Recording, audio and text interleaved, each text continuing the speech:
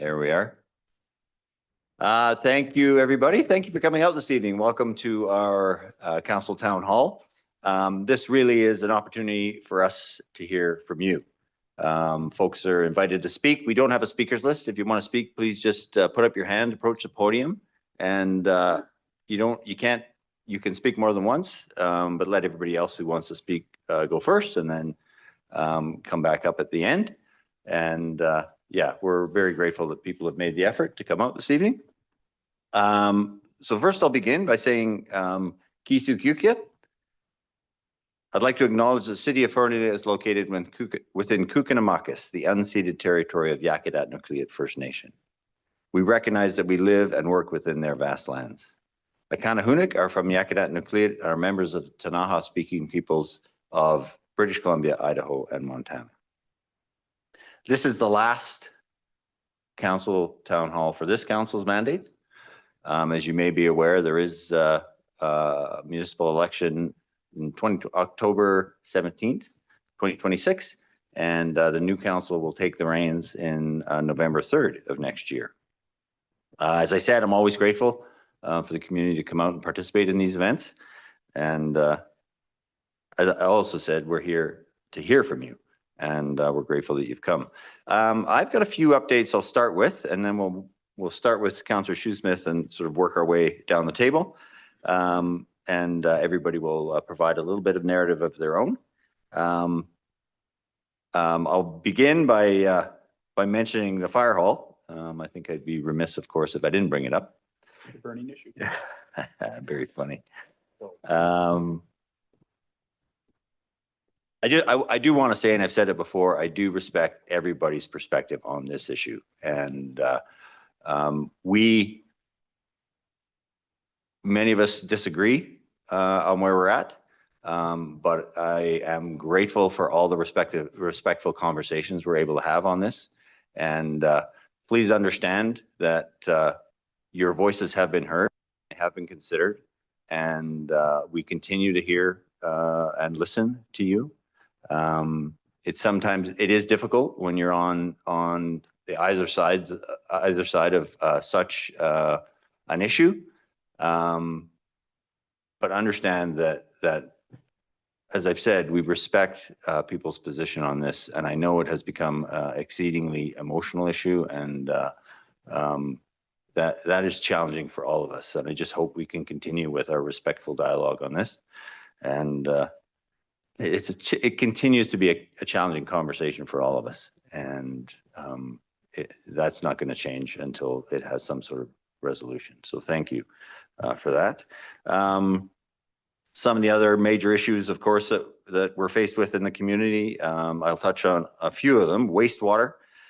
We know we have a wastewater system that is struggling, and we continue to work with the province, very closely with the province. Actually, I've been in some of those conversations myself to come into compliance, and we submitted an application for regulatory approval October 31st, so on Halloween of this year, for a discharge approval to the Elk River, ensuring that we remain in compliance with the Municipal Wastewater Regulation and the Environmental Management Act. We're working to complete our upgrade options report, and I've heard just today that in December, at one of our December meetings, we will get a detailed update to Council. And part of that is, you may have heard or recall the notion of the installation of Submerged Attached Growth Reactor, or SAGR. It's a very technical term, but that appears to be the best option to deal with our wastewater. But there are a number of other fixes that we have to do, and there is a 5-step plan that we're developing in conjunction with or in consultation with the province, and they have been very supportive of this entire process. Much of what we've done this year as council are major process improvements, and while they don't immediately seem glamorous, they are the sorts of things that improve our processes and improve the processes for everyone in the community. And I'll just touch on a few of them. We updated our subdivision and development servicing bylaw, our building bylaw, and our land use application procedures and fees and development application fees bylaw. And what these do is they update these documents to align with best practices across municipal governments in the province. They create clearer processes for all involved, and to the greatest degree possible, they simplify the processes that grow our community. We've updated all our fees, or most of our fees, for inflation, and what we've done is, based on the staff time that's used to process applications, we've tried to work toward a cost recovery model so that the taxpayers are no longer subsidizing, or to the least degree possible, subsidizing development and building. Things like cloud permit, we've finished the first phase of that, and that is fully underway, and we're launching phase 2 after Christmas, which will include expand from building permits to development permits and hazard land development permits and those sorts of things. We've adjusted our business fees, business licensing fees, and our short-term rental fees, again, to update both the governance framework for those sets of fees, but also to modernize them and bring them into line so that so that the taxpayer is not subsidizing the staff time it takes to both regulate and monitor the performance of things like short-term rentals. Our secondary water source, we continue to advance this with Elk Valley Resources, and that's an ongoing project. And interestingly, in conversation with both Elk Valley Resources and the provincial government, their data suggests that selenium in the main stem of the Elk River is decreasing. So that is good news for all of us. They've invested a considerable amount of money, and that's a really good sign. We have recently signed the lease with the Fieldhouse Society for the site by the Aquatic Center, and we really want to salute the effort that they've put in on that, and from start to finish, including all the fundraising they've undertaken. They've really been incredibly organized, and we are very grateful, both as a local government, but also as a community, for the work they've done. Just a couple of other sort of projects that are underway. Contrary to popular belief, the childcare and housing project near the Aquatic Center is going ahead. It is a 20 million plus project that is features 100 childcare spaces and 27 housing units, and it has been slow. It has gone back to the design stage at least once, but now it looks like it is ready to go, and we expect that to break ground in the spring. And as everyone's aware, the 44-unit housing project on 692 3rd Avenue is it's currently dug a big hole, but it's very handily moving ahead. Very excited for those units to be added to our affordable housing stock in Fernie. A couple of just last things.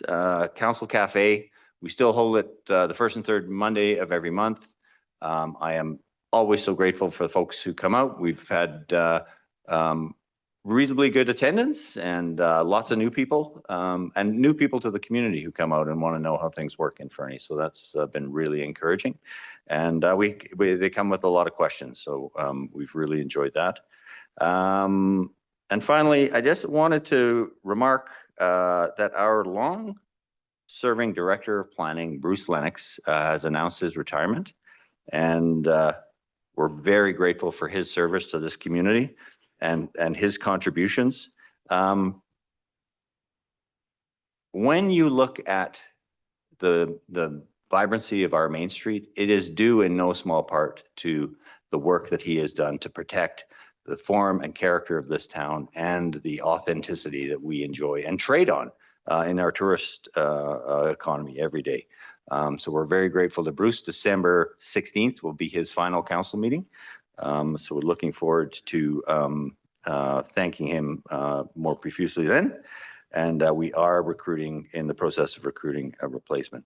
And at the same time, there have been, with Director Lennox and the entire department, lots of conversations around the council table about the planning department and the planning processes. And we are working to modernize not just the systems and the tools, but also that department based on the volume that we're seeing. And with that, just another thing I'd flag that at our next council meeting, December 9th, we will be announcing the recipient of this year's George S. Magic Spiritus Award. So very excited to recognize that individual. So thank you. And with that, I will look to Councillor Shoesmith. Thank you, Mayor Milligan. I was planning on, just stealing all their speeches, but he's got me here. So I did actually come up with something. I'm not going to say too much. Mostly this is about engagement. I'm just going to share some observations that I have. I've been thinking a lot about this term and the next. I ran because I saw that there were problems with the pipes, accountability, with integrity, and with the city's direction and its relationships. And since I've been elected, I've slowly gained a much better handle on what those issues are and how they've come to be. So rather than campaign or brag or take shots at people, I just like to share a handful of my observations with you guys. There's a lot of rancor and a lot of upset. And a lot of that stems from, in my view, essentially there's two Fernies, right? You've got old Fernie that was here, that's been here for a long time, and then the town got a ski hill and burgeoned, and it's dynamic and growing. And in a lot of cases, people feel as if their town is moving on without them, or taking things from them, or they're not invited to the table as the town grows and does new things. And I think that a lot of these issues, well, they're important as issues on their own, such as the fire hall. I think it's actually an outgrowth out of that. I think a lot of the feeling stems from that. I think that going forward, whether or not I'm still at this table later, I think that the big challenge the city has to face is actually bringing those two groups of people together. I think Fernie's a good place for that. I think Fernie's good at that, but I think that's going to be something that we need to do is kind of break down the walls between all the different Fernies which exist. I think that's possible. In addition to that, I've noticed a thing where in a lot of cases grants drive policy. That's something that I'm happy to use my tiny soapbox right now to talk about, is that when we as a body are making a decision on how we're going to spend money, the golden rule applies. The one with the gold makes the rules. If we're going cap in hand to the taxpayer to do something, those are the people who we will, need to get on board. And the fact is that the taxpayer is kind of captive. That's the whole government-citizen relationship thing. But the grant writers aren't. And so what appears to be good business, look at this, we got free money to do a thing. Well, that thing always comes with strings attached from the grant writers. And so a lot of times it's like, well, why is the city doing this thing or that thing or the other? Or why are they doing it this way? Well, it's to get grants. And at the end of the day, that all comes from taxpayers globally. And it's a net zero game where we wind up chasing that. So it's kind of upsetting, but a lot of stupid things that you might think, why did they do that? It's just to get a grant because it was free. As it relates to, City Hall and the town, there's a lot of issues within and without City Hall with the stakeholders and so such. And you know, having sat in this chair for a while and coming to know everybody that's involved on both sides of these issues, there's a certain defensiveness that can occur. And within the city, I find that a lot of times because you're going to have people dunking on you so very hard, the go-to is to turtle up and hedgehog whenever there's an issue. And that's really counterproductive when there actually is an issue, because then it's not addressed. Everybody's in lockstep, kind of, you know. So I think those are issues that we need to address. I think those are not not a single item issue. Those are roots.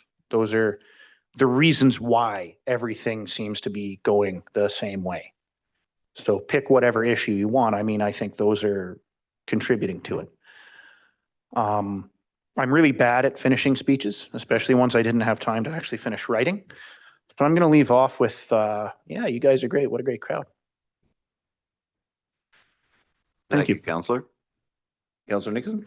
Thank you, Your Worship. I mostly came here to listen and to thank people. I want to thank Mayor Milligan for the update and his leadership. He's been really steady at the helm here. But I do also have a speech because it's you can't really talk if you don't have a speech in front of you. So thank you all for being here. This is my second term on council. I've been here since 2018. It might be my last. Who knows? I could get hit by a bus tomorrow.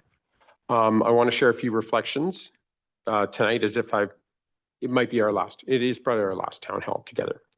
I was first elected in 2018, not because I dreamed of politics. Nobody grows up thinking about one day I want to debate bylaws on a Tuesday night. I ran because I wanted to make Fernie a better place.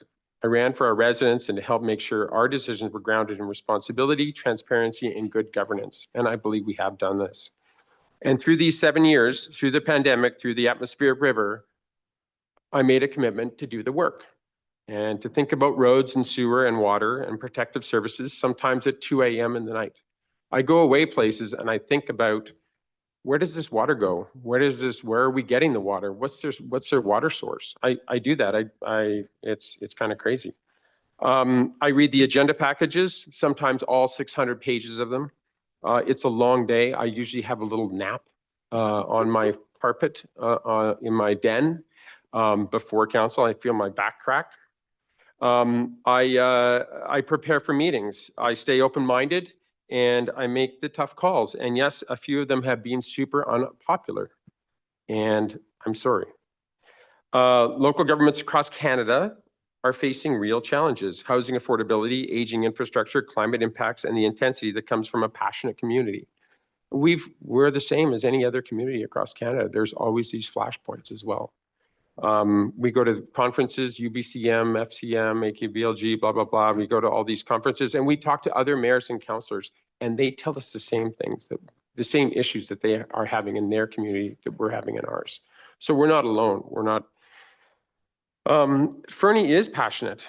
I've heard you in the grocery stores.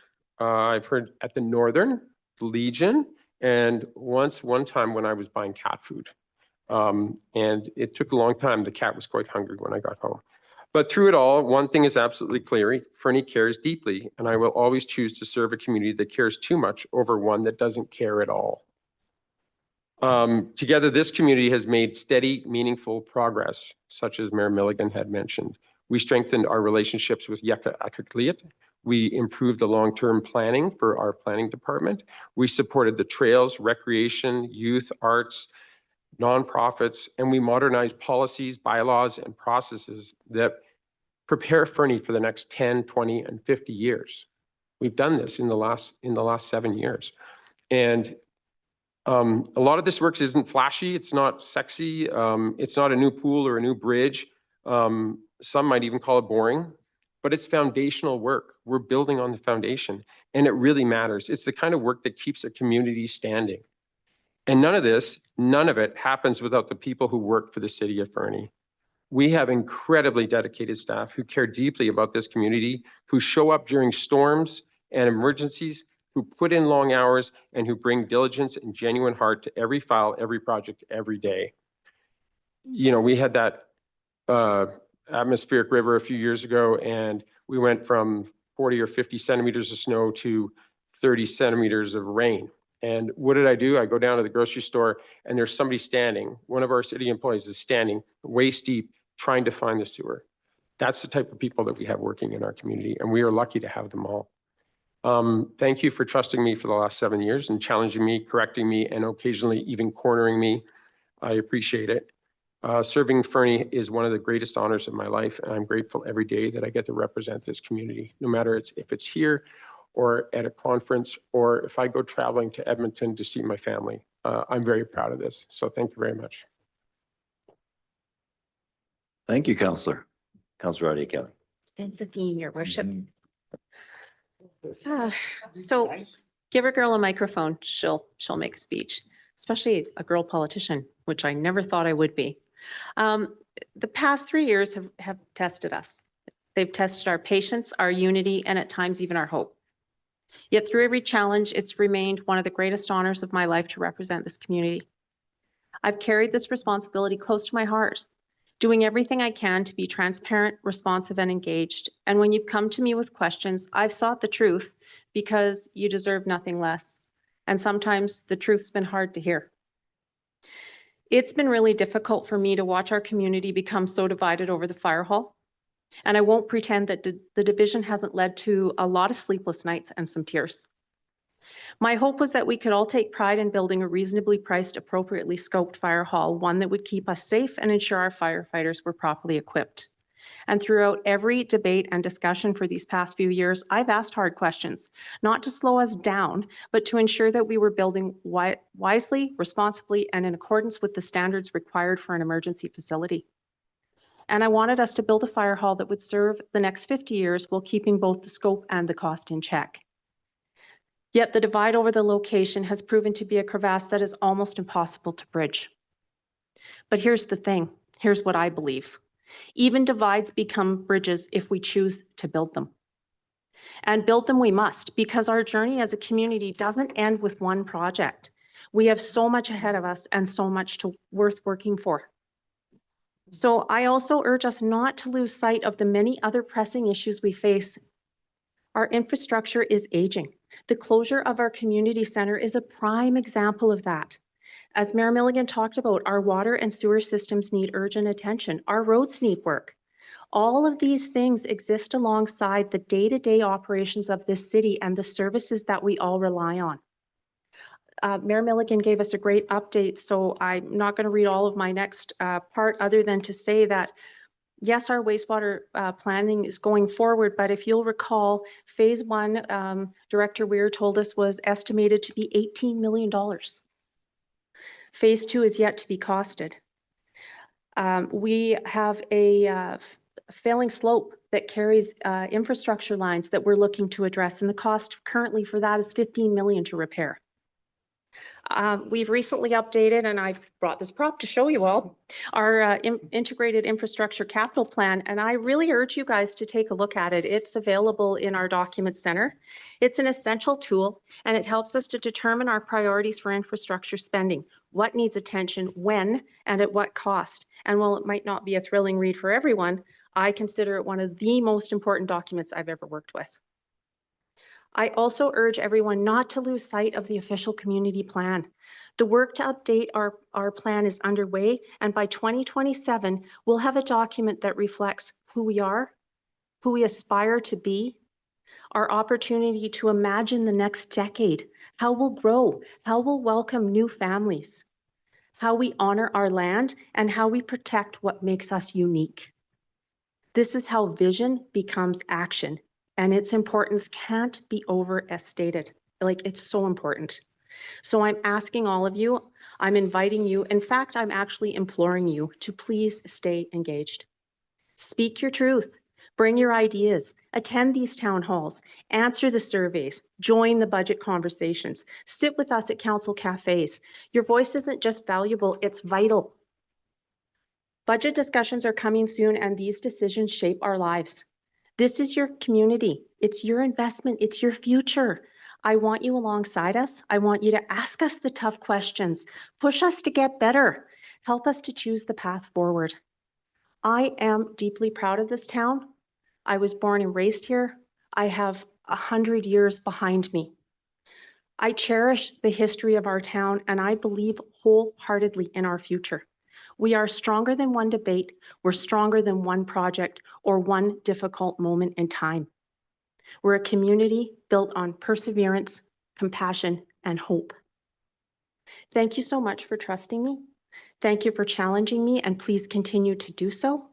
And thank you for giving me the honor of serving this place that we all call home. And if you'll indulge me, Your Worship, I too would like to say to Director Lennox, thank you so much for all you've done. And I wish you so much wellness in your retirement, and we're really going to miss you. I want to thank Yika and Rado and the board and staff of Fernie Tourism, because it's been an absolute pleasure and learning opportunity for me to engage with all of you. And the organization that you run is amazing, and I'm really excited for the future projects. I'm going to be joining the Chamber of Commerce as the new liaison there, and I hope that's welcome news, and I'm excited to work together. And I want to thank all of our community partners. Your organizations do so much to contribute to the enjoyment and livability of our community. This wouldn't be Fernie without you. To all the countless volunteers and event organizers in our community, without your efforts, life here would be much less vibrant. And last and not least, and with great deal of gratitude to the Elk Valley Métis, Matuni Kishi Marci, for including me in your gatherings on your chosen homeland. Thank you. Thank you, Councillor Audia Kelly. I do have to say you're looking remarkably young for having 100 years behind you. Yeah, well done. It's that portrait in the attic, Your Worship. Councillor McIsaac. Thank you, Worship. I'm going to be quite a bit briefer.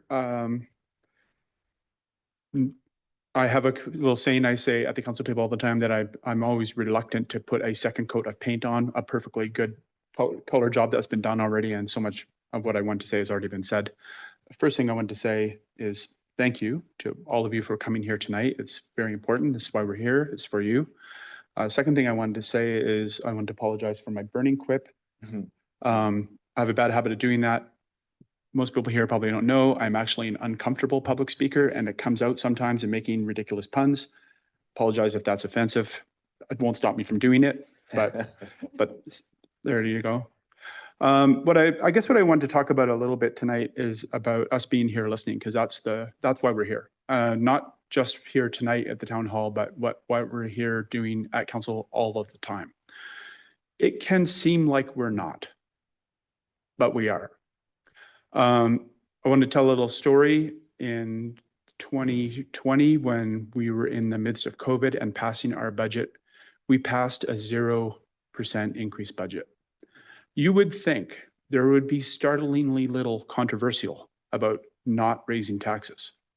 But I received one email thanking us for not raising taxes and 3 criticizing me for being an idiot for not raising taxes, because inflation was going up, costs were going up. We were going to put the city's finances in jeopardy by not being responsible. There is no item, there is no issue, there is not one thing that has come to this table in the 11 years that I've been sitting at it that hasn't had some controversy in the community.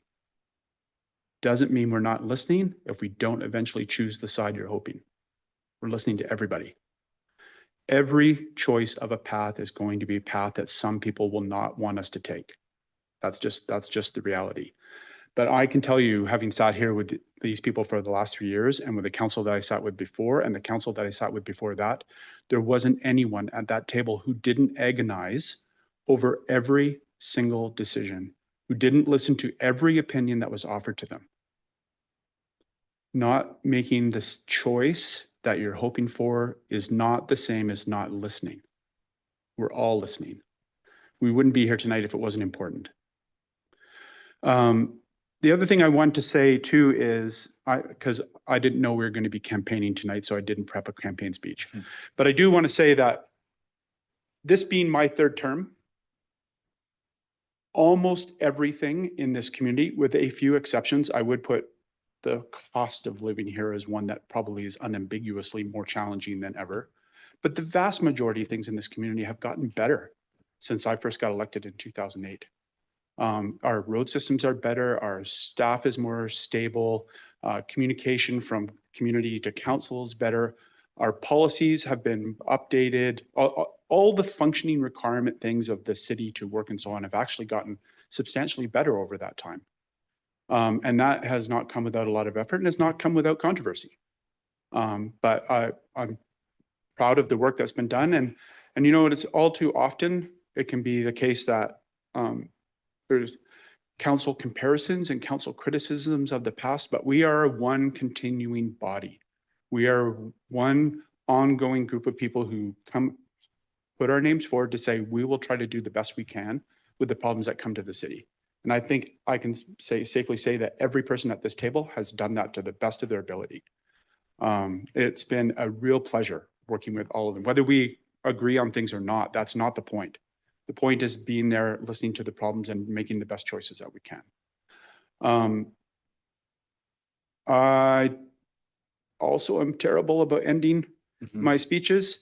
I guess what I want to say, just to sum up, is I feel very fortunate that a lot of people feel very comfortable to come up and talk to me at the post office and the grocery store and the dentist and the veterinarian and all of those places. And I am very appreciative of that. I hear a lot of good stories and good information and a lot of requests for help and so on. And that every one of them is listened to, everyone is heard, and everyone is acted on if I have the opportunity. So I hope that continues. And if you haven't availed yourself of that opportunity with me, please do so. Otherwise, I'm looking forward to hearing from you tonight. Thanks. Thank you, Councillor. Councillor Ramirez. Thank you, Worship. Again, many people here have already spoken the things that I wanted to say. 2 years running, I have a speech and I'm not going to use this material to speak.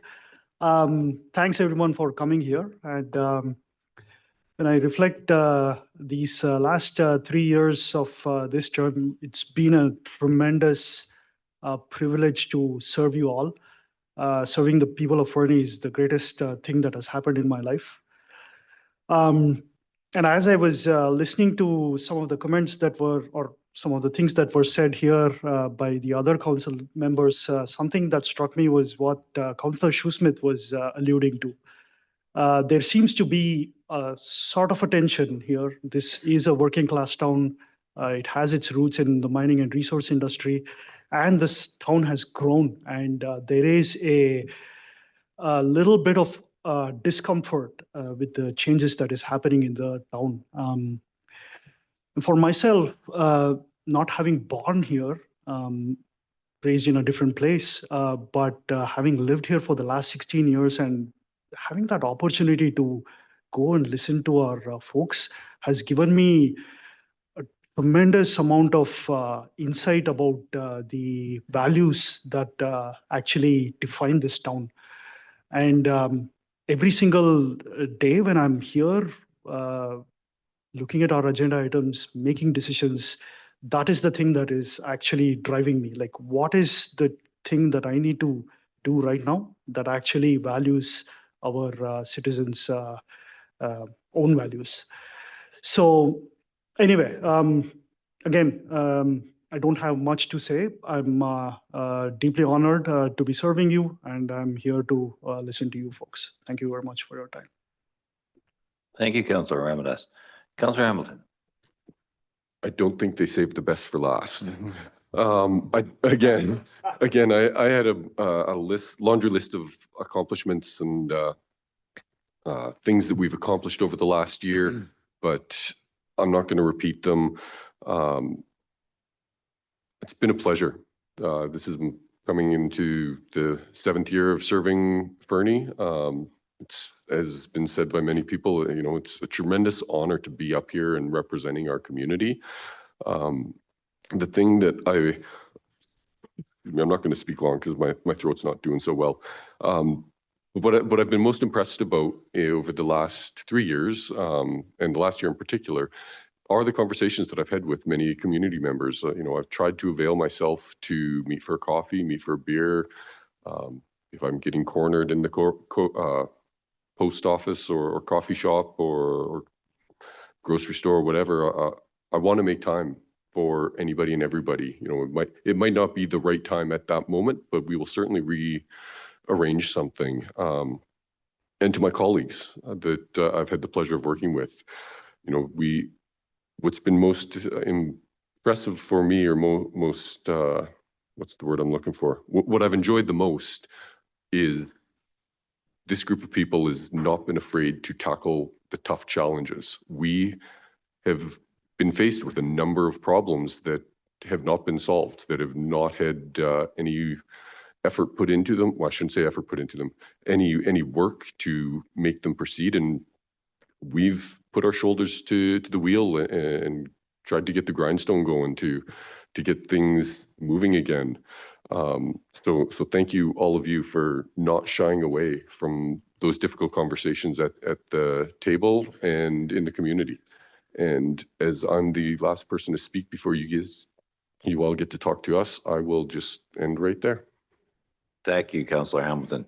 Thank you all. Very much appreciated. It is a great honor to serve the city of Fernie. I do a column in the Fernie Fix every month, as some of you would be aware. And on my recent one, I was writing and reflecting, as many have just now, about the last few years and specifically the night I left this building with the election results, and riding my bike home through the streets thinking, wow, I'm the mayor of this town. And then with a sense of unbelievable responsibility and no small amount of dread, thinking, wow, I'm the mayor of this town. It is a really challenging role collectively to take on. And I would share, as many councillors have said, the respect I've gained for the folks at the table and their ability to take on tough challenges, and the respect I've gained for the intelligence of our community, that people are full of great ideas and full of passion. And we really, really appreciate that. So with that, it's over to you. You're welcome to just approach the podium. Don't elbow each other out of the way, despite Mark Carney's elbows up admonition. Just let us know. Our corporate officer is going to keep some notes. Let us know your name, and we'll happily hear what you have to say and answer any specific questions that you may have, if we can. And if not, we'll find an answer for you. So please, over to you. I push the button. You do. Is that the story? That's the story. Okay, There you go. there you go. Okay, my name is Robbie Poupart. I live at 195 15th Street or 1642 Second Avenue. That's another problem that I have in town, little issue, but it's not what I came to talk about tonight. Good evening, Mayor and Council. I would like to commend you for restarting the fire hall project once again. Our community clearly needs a new facility. The former mayor started it, Mayor Giuliano, secured the land at 902 from the Socher family for a very good price, specifically because it was intended to be the site of Fernie's new fire hall. The city has invested in the Arcadius report to compare potential sites.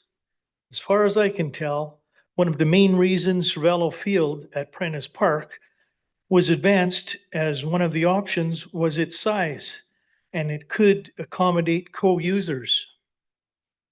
When adding co-users to the Arcadius report, Prentice Park got the additional 5.6 points for co-user. So I asked the question, are we building a new fire hall, or are we building a multi-use facility to use up the extra green space at Prentice Park when 902 property is fully adequate for a fire hall. I want to acknowledge that leadership is never easy, as you guys have found out. I've spent many years involved in union negotiations, and I fully understand that leadership requires reevaluating decisions, listening carefully, and sometimes changing direction when the people you represent make their voices heard. Tonight, I want to recognize Councillor Ramadas.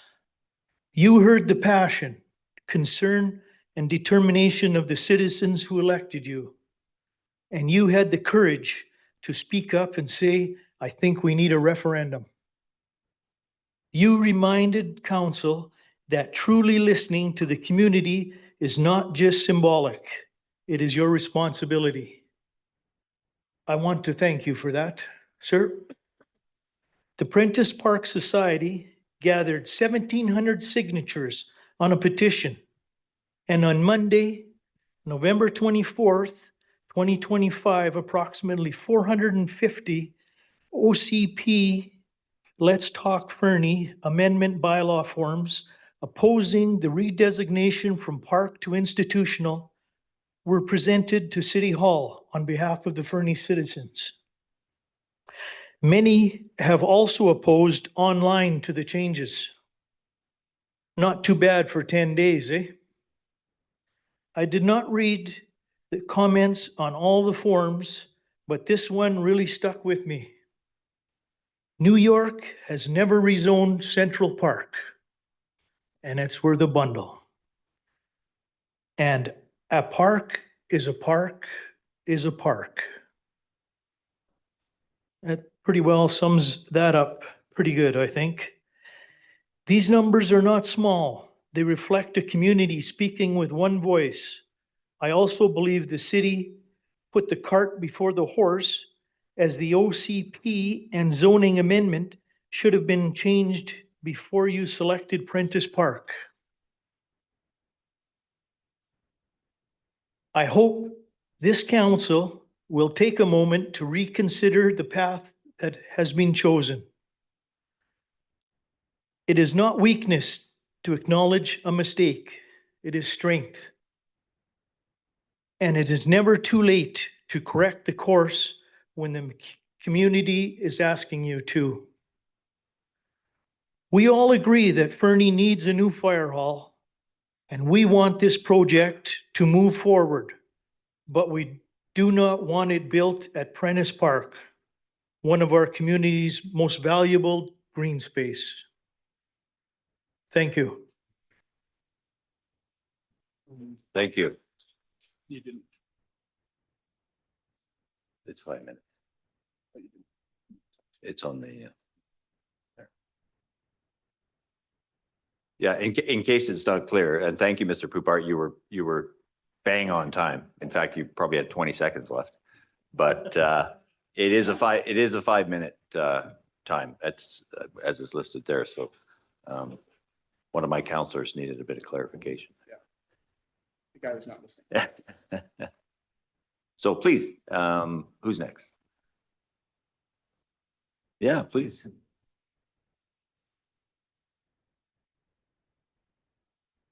What do I do? Oh, No, you're hello.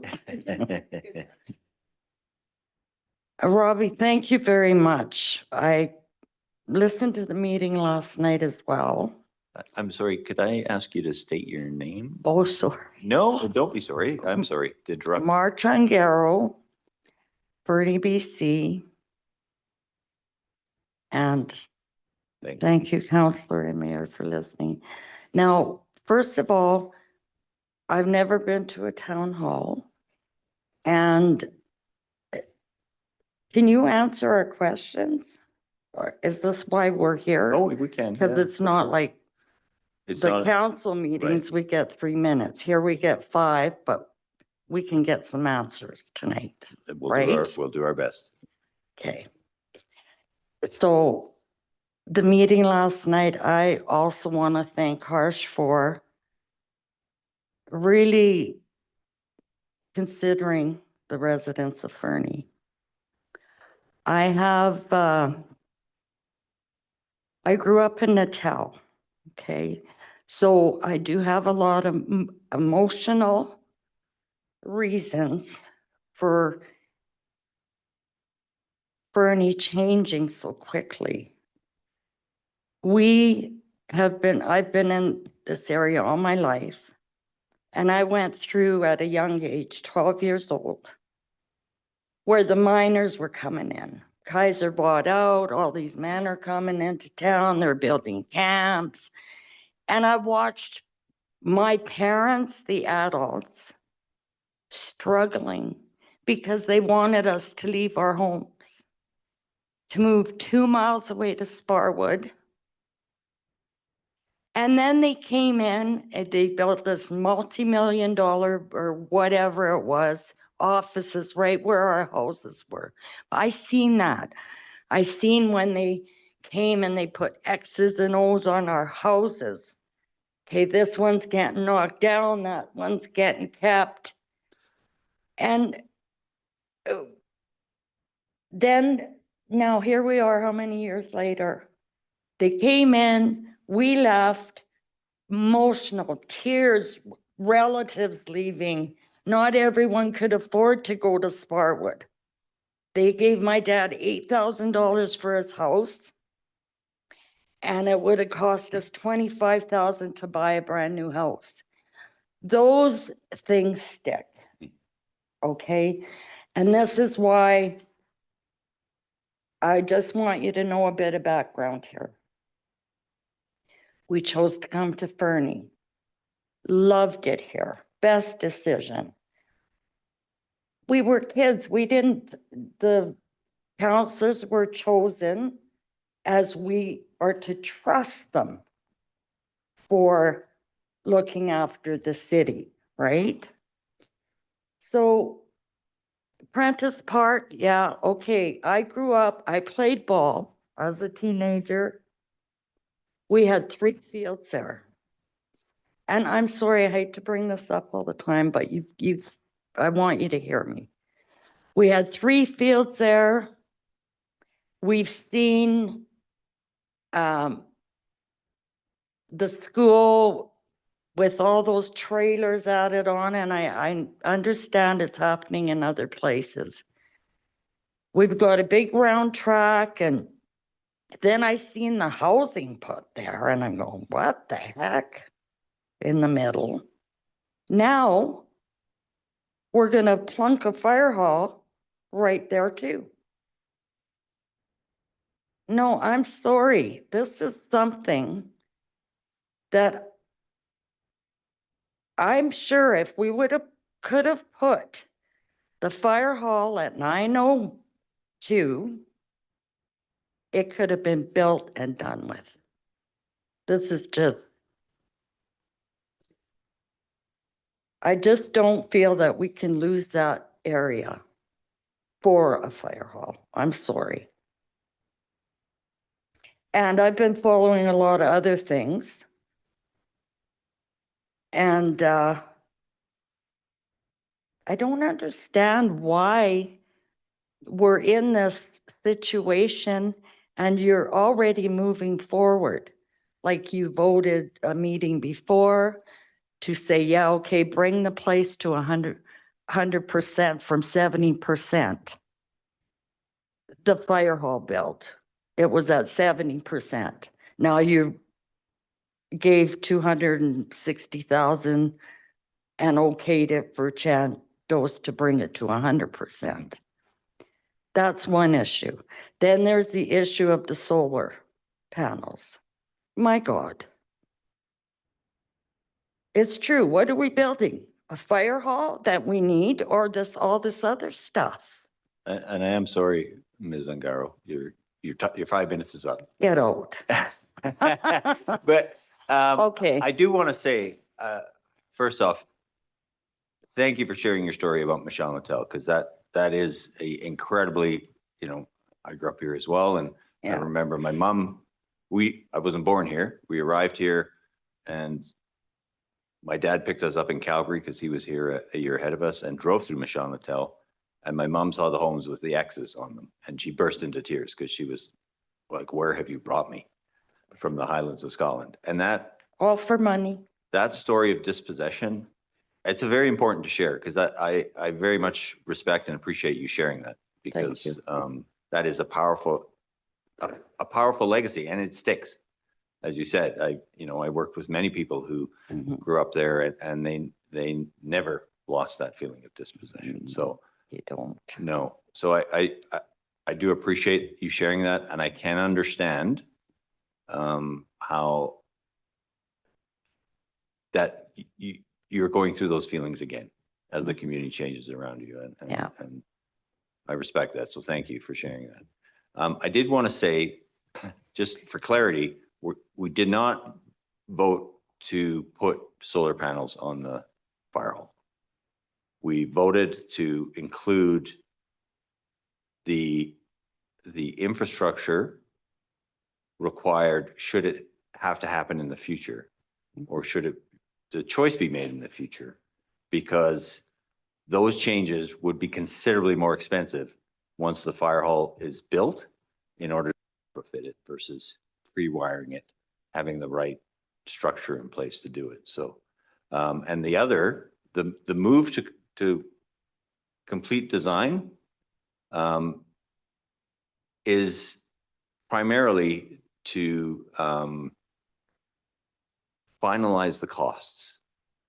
Because when you go to 100% design, you then understand where all the savings can be made, and you reduce not only the overall cost of the project, but the contingency required.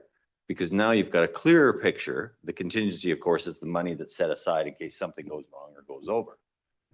Now you've got a clearer picture of the details of the project, so you can reduce that contingency.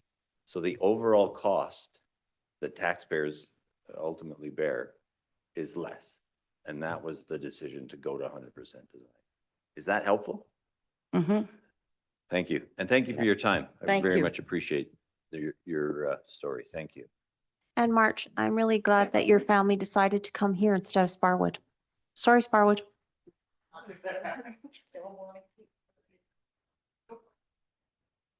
My turn. Absolutely. Hi, everybody. I am Josh Gaverlook, resident of Fernie. To be honest, I think I only have to introduce myself to a couple of these council members because I think I know everybody in the room and everybody watching and at the grocery stores and the coffee shops and all that. I know absolutely everybody. So nice to see you all. And that's really awesome that you're all here. First, I want to start off with a little background on myself. So my son is in the back. He's 5th generation local here, just like a couple of people and almost everybody behind me. If you look at the cenotaph and look at the names at the cemetery, I know those names. We all do. That's who we are. When I was in grade 5, this town sold and changed dramatically to the point now where exactly what Teddy's talking about, how there's a couple different towns here. I left outside of high school, went and got educated and went chase the environmental industry. And I came back about 10 years later, had my son here. And the division in this town is real. Absolutely real. We are the people that are struggling in this town. You say that this is the same problem that all the communities across Canada are having? No, it's not. How many towns got taken over by people with disposable income that only have to work 20 hours a week? How many people have families that their kids can't afford to live here anymore? Yes, the place is beautiful. It's doing amazing because we live where people want a vacation. So this is amazing. But the fact that this place is being taken over, essentially, that's what we're thinking. The cenotaph, all the names of the cemetery, that's us. So don't disregard us. March's thing she just said there, if you guys would have just put this fire hall at 902, it would have been said and done. Bingo, bango, done. Like, honestly, what the heck, you guys? It's crazy. So anyways, that's one thing. I'm not actually here to talk about that. That's what just came up as sitting there. I read something. Sorry, I wrote something. So last night at the November 25th meeting, council decided to potentially restrict public input from April to October next year to stop potential campaigning by council members. This seems like an overreach that shuts down democracy. So I'd like to get some straight answers. Why is this drastic step needed? What specific abuse has happened to justifying blocking input for 6 or 7 months? Why not just use the existing tools and time limits and approvals? Just like in the section 124 of the BC Community Charter, which stresses accessibility. How does this curb campaigning without gagging residents from everyday issues or services like zoning? This time period covers about 15% of your term that we're not even allowed to come and be part of it. Right when voices should be the loudest, just before elections. Look at your own words on public input. On November 18th at the Committee of the Whole, around the 48-minute mark, Hamilton said, "For me, the question comes back to what is the purpose of public participation? I'm not even sure I see the value in bringing agenda items from past meetings because they aren't going to change our decision. We don't have a mechanism in place to revisit such a decision." But then on November 24th, last night at minute 51 in the video, Mayor Nilligan revisited a defeated solar power motion that was done on November 12th at 1 hour and 35 minutes. So I'm asking council to reconsider this, sorry, your words were, I'm asking council to reconsider the issues of solar. There was an issue brought up at the last regular council meeting. So public input does change things. Why deny its value instead of restricting it? This kind of blanket ban is rare in BC, across Canada or at higher levels. No similar policies exist in Cranbrook, Kelowna, Victoria. They handle issues on a case-by-case basis.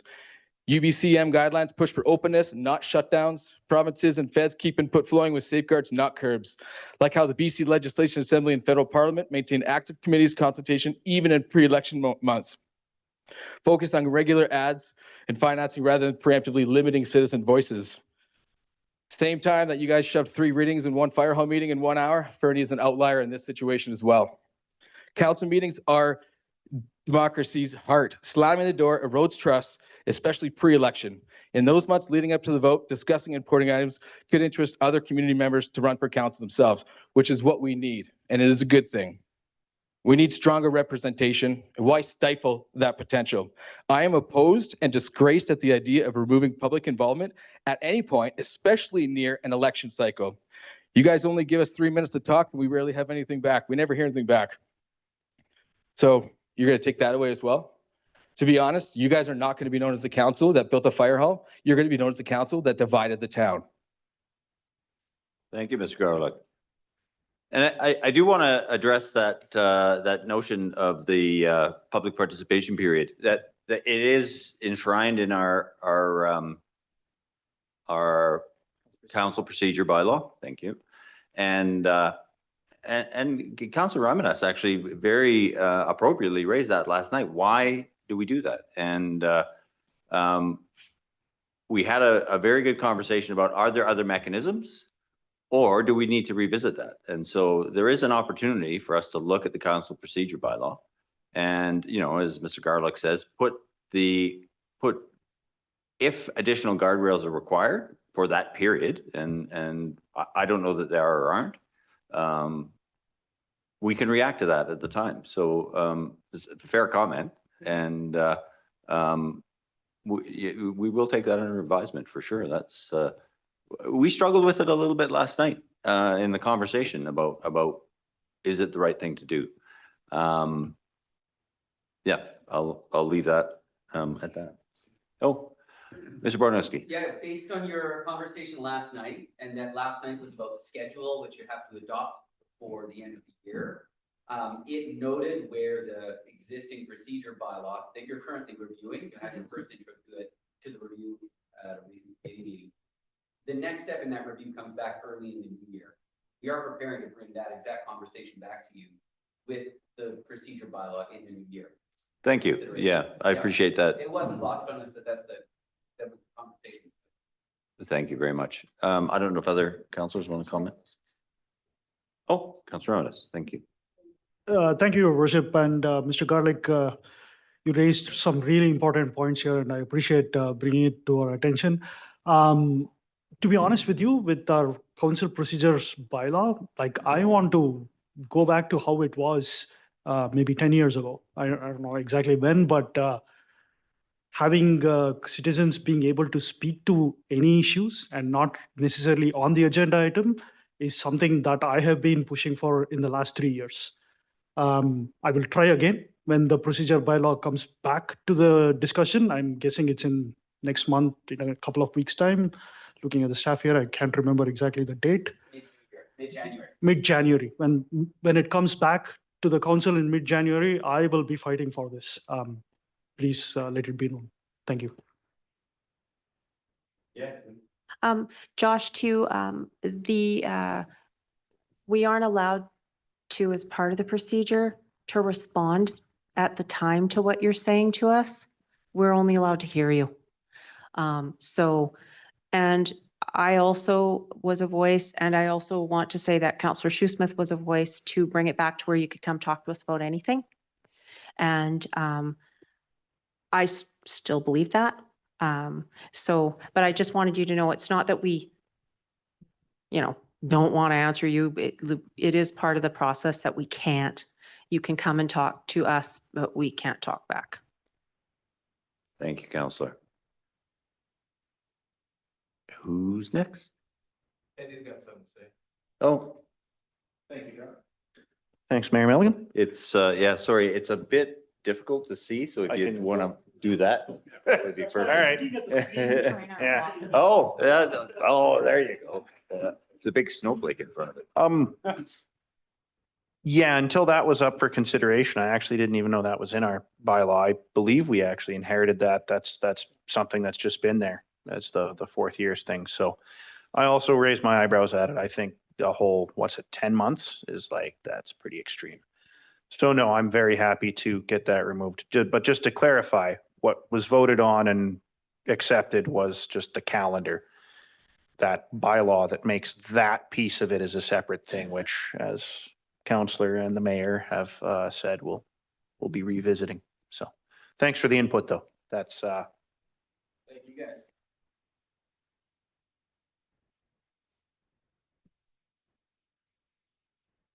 Hi, my name is Alina Anselmo, and I live at 20 Mount Trinity here in Fernie. I'm here tonight because I care deeply about my community, and I'm worried about the way some of our elected officials have been talking about our citizens.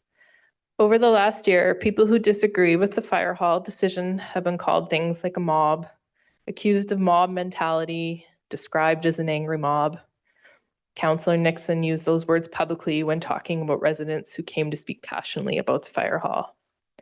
Our mayor in the Fernie Fix column described political discussion as often defaulting to base sentiments and lazy shorthand, and seems to easily gain traction with people.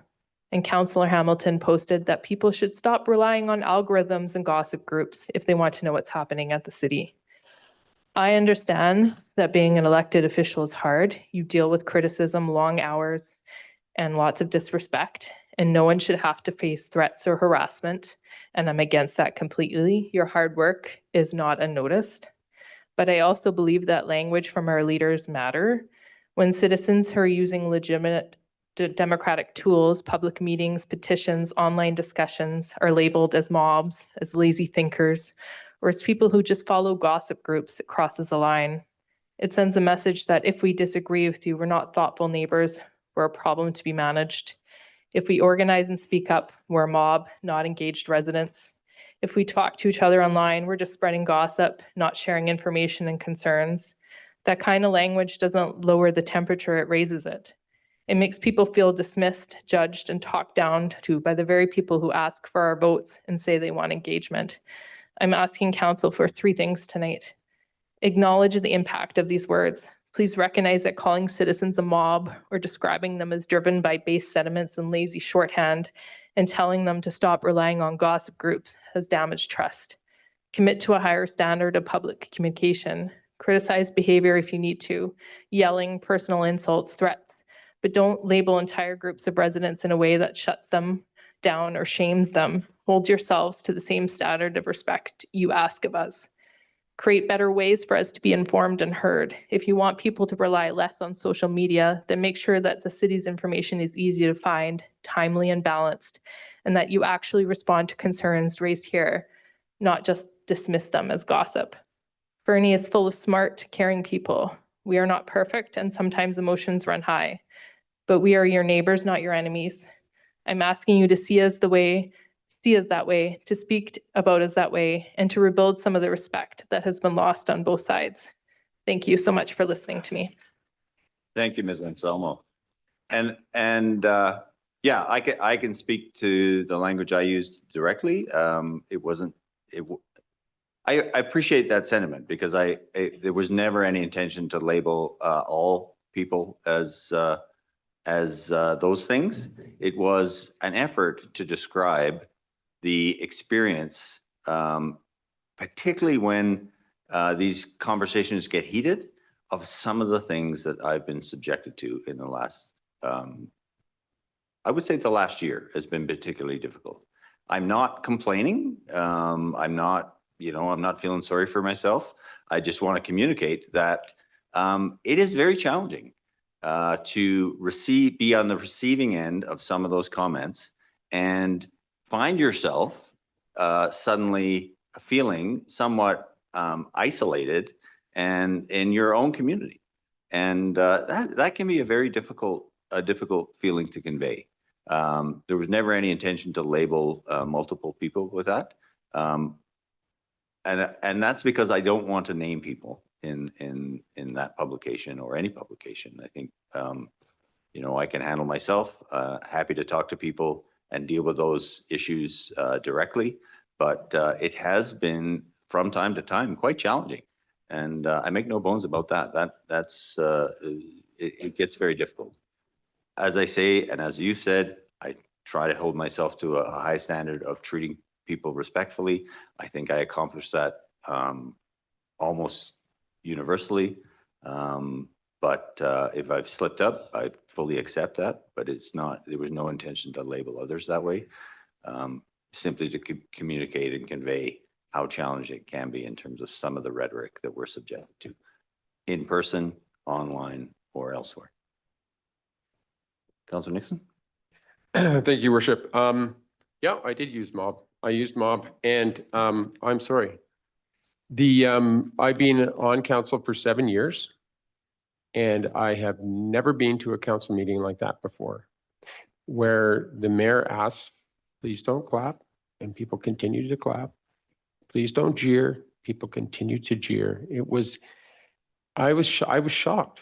And this is a higher standard that we should bring. We shouldn't have that. It's like, what's happening is you dissuade people that are there to speak in favor as well, right? That's what happens. You stifle people that want to come in support. And when that happens, you're undermining democracy. You could say that, right? And I'm sorry I used it. I was really shocked. I was quite shocked. I have to say I put it into a Facebook post and I had to vent on something, and that's what I did. And I'm sorry you took offense. After everyone else who's wishes to speak has spoken. Yeah. Please.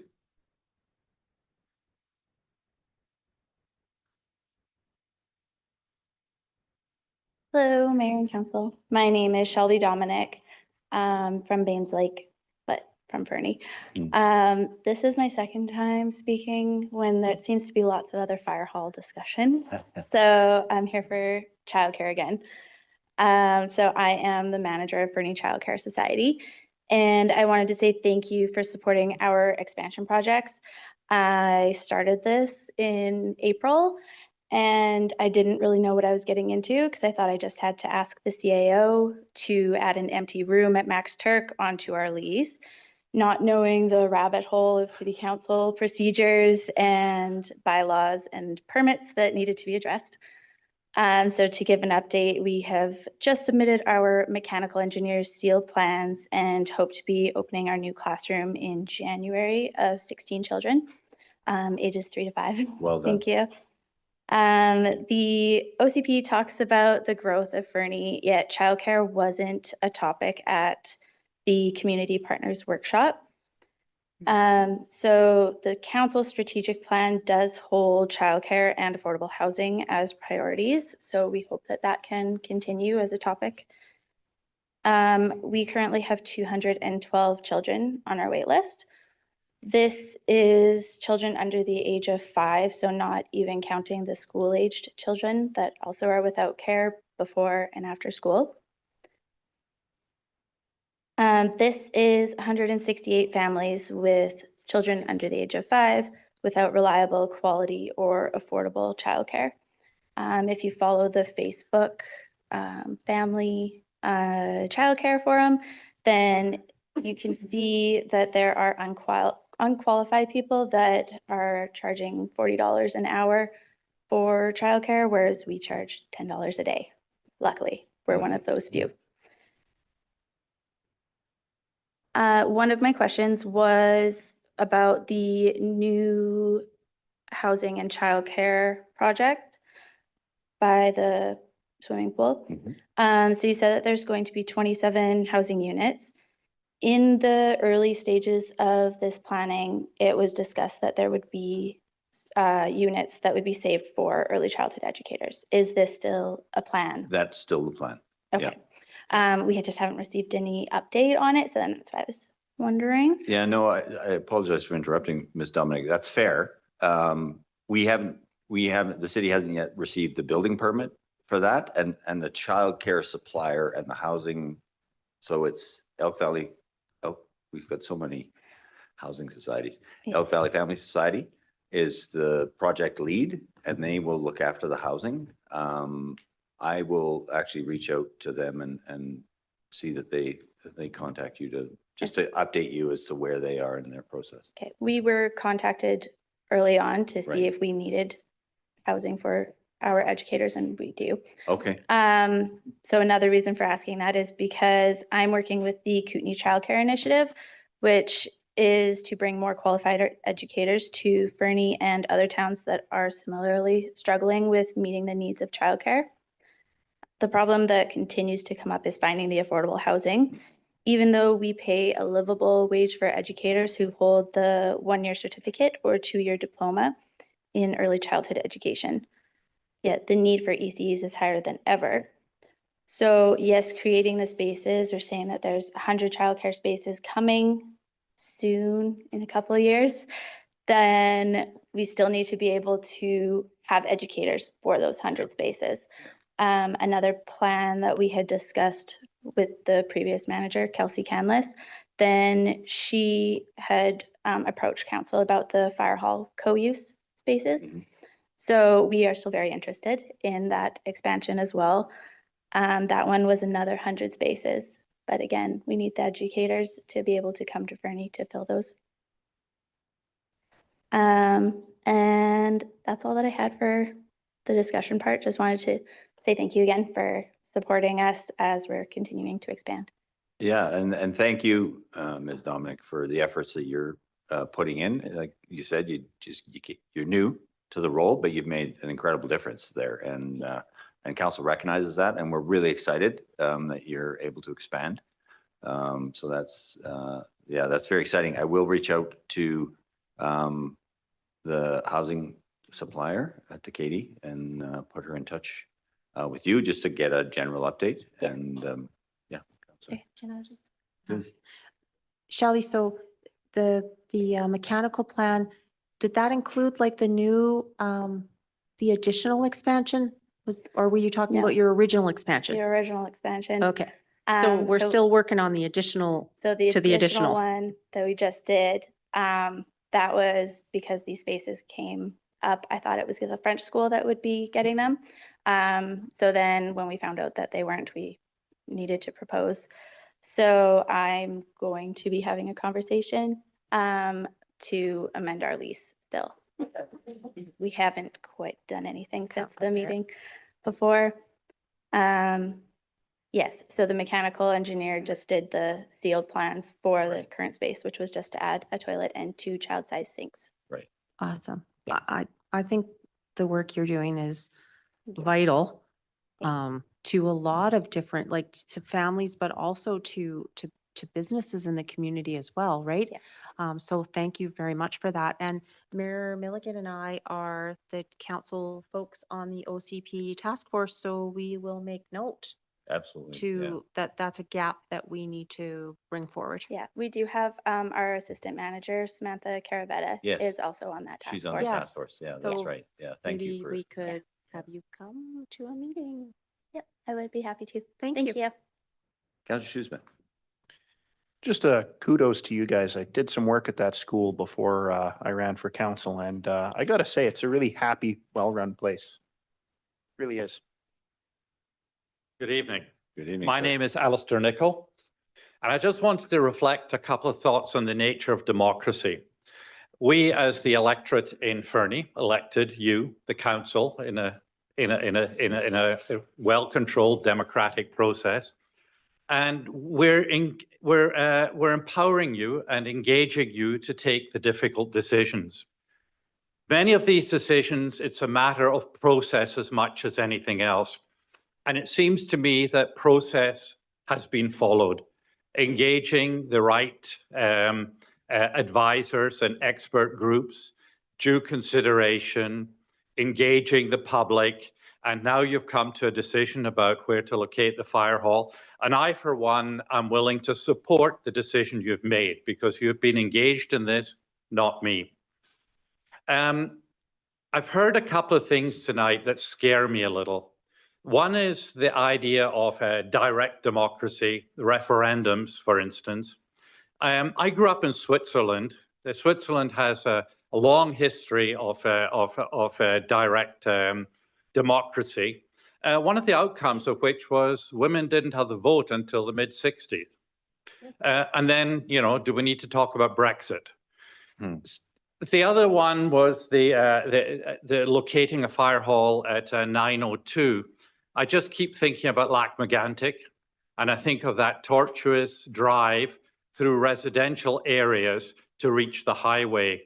It seems to me that 902 is not a viable alternative, and I would just like to leave it at that. I think that you've come to a decision. I just hope that that we don't put barriers in the way that are just going to end up costing us a whole pile more money by having to go back and reconsider and rethink how this process. We need to get on with it. Thank you. Thank you, Mr. Nichol. And just anecdotally, I visited Lac-Megantic a few years ago, and it is somber and quite horrifying, actually, the change to that community, and so many of those people were actually never located or identified. It was really an awful outcome. So thank you for your perspective.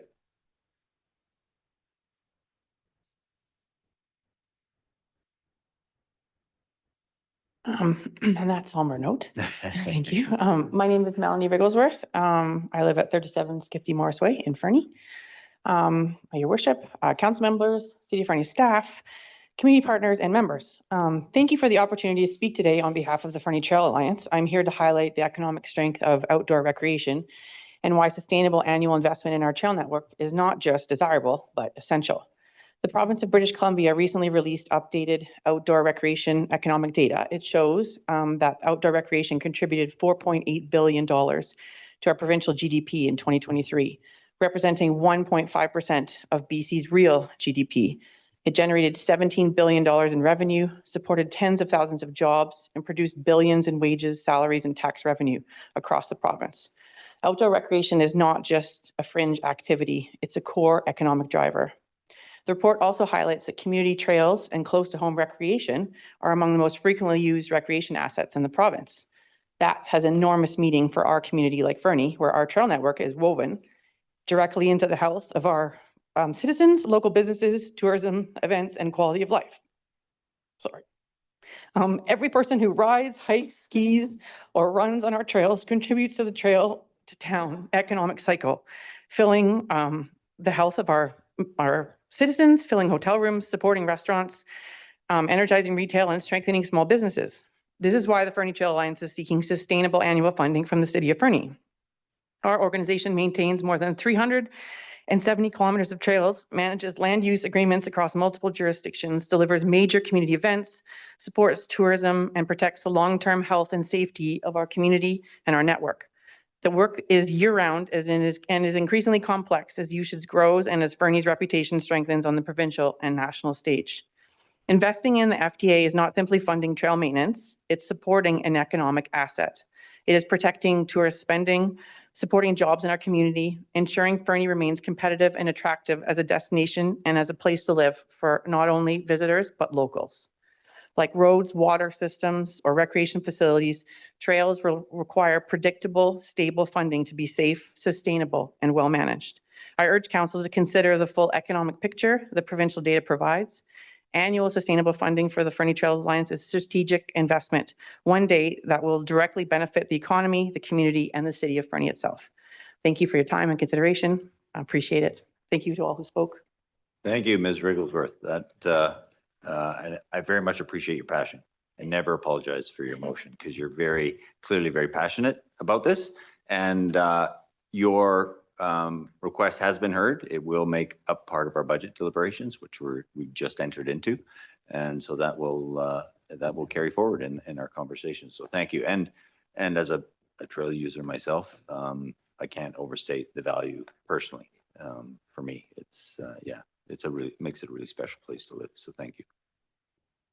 I think maybe if all of us went out together on the trails, it would be less, confrontational. Thank you. Councillor Nixon. Thank you, Worship. So we were at UBCM in Victoria in September this year, and I went to an outdoor recreation and healthcare, a healthcare seminar, and the people that were there were mayors, and they were all they were clamoring for trails in their communities. And to do what we have done, we've built these trails on the passion of volunteers. And in other communities across BC, they don't have that. And so, one of the things that we get, I was here on Sunday and we had an event here for the Medical Staff Association. And we've recruited, or they've recruited, through Dr. Paul Michael, 8 new physicians to this community. And Dr. Lowen stood up and he says, we are having an embarrassment of riches here. We are the envy of the province when it comes to recruitment and retention for physicians. And it's because of this, and it's because of the surrounding trail network. So kudos to you and kudos to your organization for continuing your passion for trails. Thank you. Thank you. Anyone else?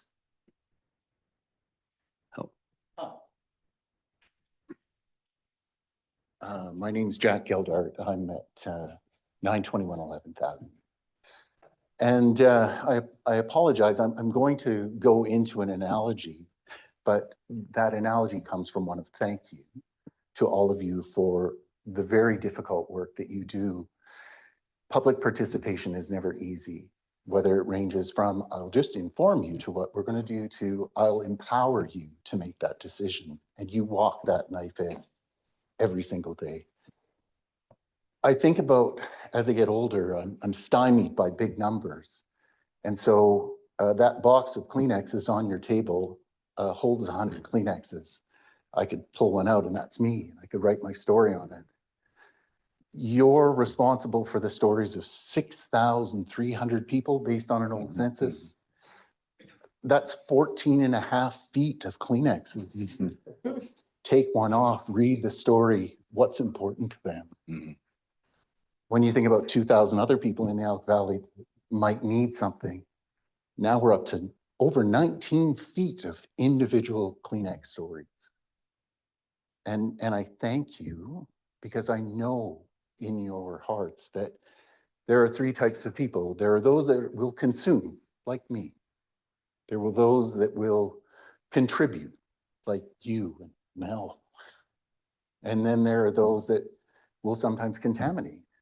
And woe is me when I should do that. But I just want you to know that I am grateful as part of this community of your earnest work, your due diligence around these complex matters, because I know there are nights that you don't sleep. I hope the Kleenex is there for you. And I hope you know that for some of us, those big projects that mean safety and safe training are really important, and that you consider that giant stack of potential heartache. Thank you. Thank you, Mr. Gelder. That's, I love your analogy. It worked very well for me. Maybe because I'm close to the Kleenex. But the one note that you struck there that it really resonates is finding that balance for everyone in the community. It is not a simple task, as you know, and as you've alluded to, and sometimes on some issues you can't find that balance. It'll be a challenge for all parties until the project or the issue is realized. And you're right, it is a challenge every day, because you cannot make everybody happy, and as much as you try, and ultimately, if you try too hard to make everybody happy, you accomplish nothing, and that's the trap. I very much appreciate your words. Thank you, Councilor Ravidas.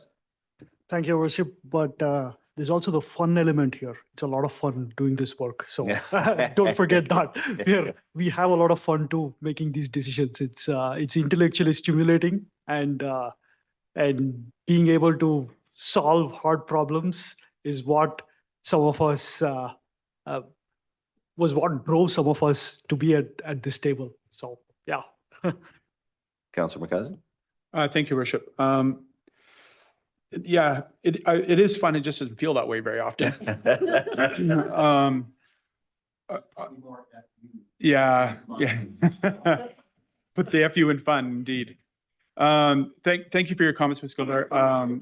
I think one of the things that I find very challenging, especially when I'm like listening to Ms. Wrigglesworth's comments here, is there are many different groups within our community with needs. And there isn't any group in our community that people on council don't care about. But we're also, I was just recently in my hometown in Newfoundland and describing to some of my relatives who've never left South Branch. And this is an area that makes Hosmer look pretty cosmopolitan. And I said, really at the end of the day, a lot of the job is it's resource management. It's economics. It's very difficult to satisfy everyone. And one comment I want to make, and this is not specific to the FTA, but they fall under this umbrella, and that is it gets very easy in the community to make a judgment call about value based on the money that's put at it. And that's not necessarily true. Whether or not we have the resources to annually fund the FTA does not in any way reflect the value that the people at this table think that the FTA brings. It just may reflect that there are just other needs that are consuming those resources. And it is a balancing act of resources, and it is very challenging. And there is no formula that makes it easy, and there's no formula that ensures that all the right amount gets to all the right people all the time. It just doesn't work that way. We're pretty human, and it's a juggling thing. So anyway, I appreciate those comments and the perspective, because that is exactly how we end up approaching this very much of the time, is really giving attention to the Kleenex, but not forgetting that there's 16 feet of boxes there that are also on the table. So thank you for that perspective. Thank you. Councilor Audrey Kelly. Yeah, I really, really appreciate the things you said, and I actually wrote down the things you said, and I'm never going to look at Kleenex the same way again. But consume, contribute, and contaminate. Thank you. That really resonated for me. And I think it was Councillor Ravidas, and apologies, Harsh, if I'm wrong, but sometimes we're faced with making the least bad decision, right? And I'm not whining, because I actually ran for this of my own volition and even competed with other people. So I can't whine that I'm now here faced with those things. But sometimes it's really hard, because you do sit here and think, this decision is maybe gonna feel hurtful to some, and happy to others. And it is really, it's tough. But that's what you elected us to do. And so we now have to put the big girl underwear on, not for the boys, but for me, and do that, right? Like, it's just like, okay. Right? Well, sorry, Kev. But that's what it does come down to. And I just want to say to everyone, there's no malintent. There's no, decisions aren't meant to harm people. Sometimes decisions have unintended consequences too. So I do appreciate very much what you said about every story, because yeah, that is true. There's a lot of stories, and it's not that we don't appreciate everyone, because we do. Councillor Shoesmith? You guys hear us speak all the time. I mean, now's your chance. Use it. Come on. That being said, just in all candor, I didn't actually think I'd win the election. So there's that. I do think that it's important when we make decisions, and those decisions have negative consequences for people, and they almost always do. Every decision has some negative consequence for somebody. I actually think it's very important that we have to stare in the face the consequences of our decisions, even if we would still stand by them. But I think we have to allow people to come and speak to us, whether for good or for ill. So. Yeah, I think that's a very important point as well. And reflecting on some of the comments that have been made all evening, the Councillor Artie Kelly's comment about there is no malintent. Like, every one of us, whether we agree at the table or not, we signed up because we thought we could make this community a better place. And that's what we're trying to do. And it's, you know, your words really resonate, because it's often a balancing act. And there is, as has already been said, there isn't anything that comes before us, no matter how small, that isn't controversial to somebody. And so it does create a challenge, and that's not a complaint, as I'll put my big girl underwear on too, because that's what we signed up for, and it's and we get that, and so, you know, I'm not here to complain about that. I'm here to listen and to hear from you, and your perspective matters. It really does. So I would encourage, as Councillor Shoesmith just did, if there are other folks who want to speak, please take this opportunity. Mayor, councillors. My name is Tom Slika. I live in Fernie. I more have a question. You are now going through redoing the OCP of Fernie, correct? Correct. And I have read a little bit about it, and I'm not 100% sure, but I would like to ask a question is, we are building this great big nice new fire hall in this place now.